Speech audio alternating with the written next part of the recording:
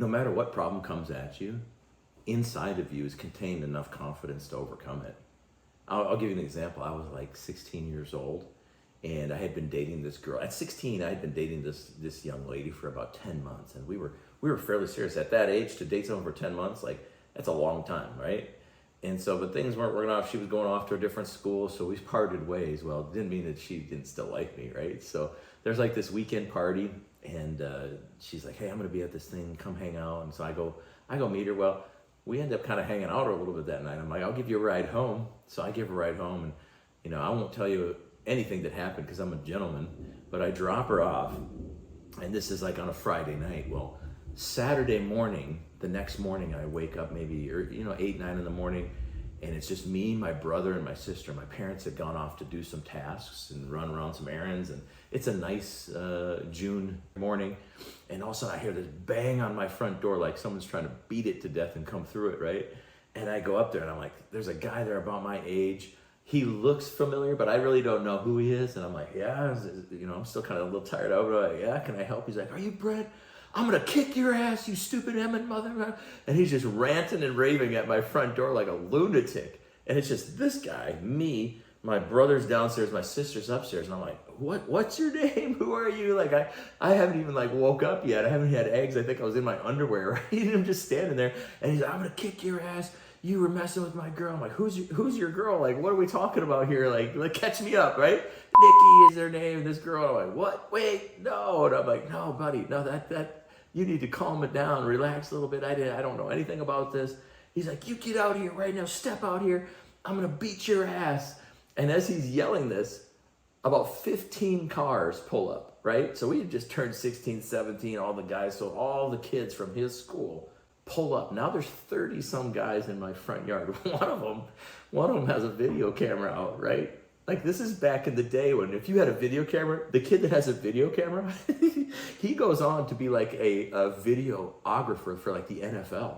So like, he was in his game, right? So this guy's in his game. He's got his video camera.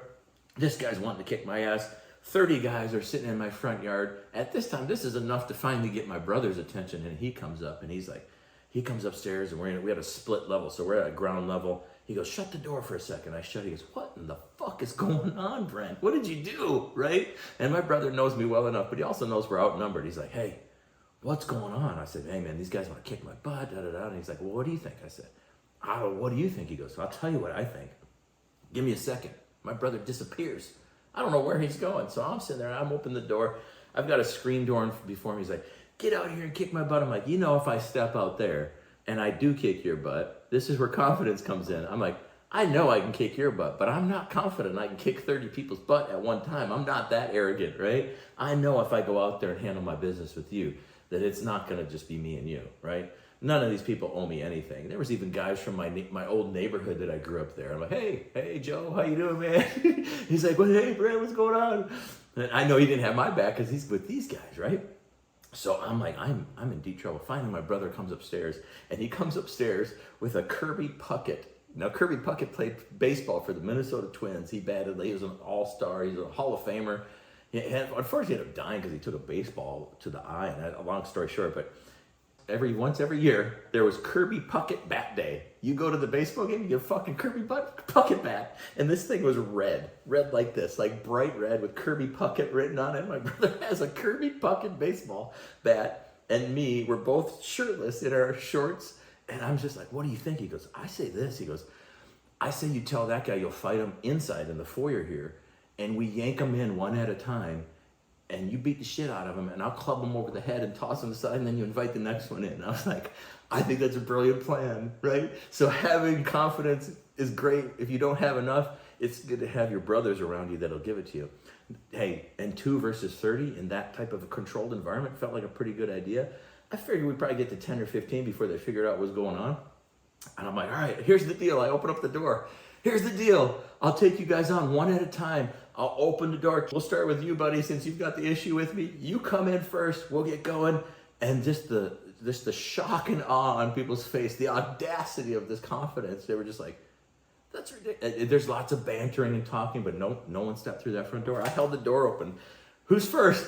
Like, who's first? My brother just had that baseball bat tucked behind his back. Like, first guy comes in is getting smoked, right? I'm like, who's first? Come on in there. Nobody's coming in there. You come out here. I'm like, that threshold is where the fights happen, and you want to come in here. This Mexican standoff goes on for about 5 or 10 minutes. There's lots of MNFers and you pussy, you can't, all this stuff just getting on. So I'm like, hey, I have my zone of confidence right here with my brother. You step across that threshold and it's on, and it would have been on. We sat there for a good 10 or 15 minutes. Probably felt like a lifetime. I would love for that guy that's with the NFL to see if he still has that video, because that was hilarious. I'd love to see it someday.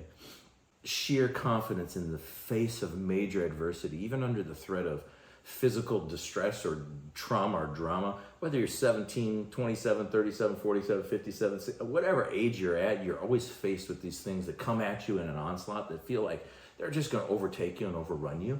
But the bottom line is, if you stand your ground, stand firm in what you know, stand firm in what you believe, and face that with confidence, you can overcome it. It doesn't hurt to have a Kirby Puckett bat either.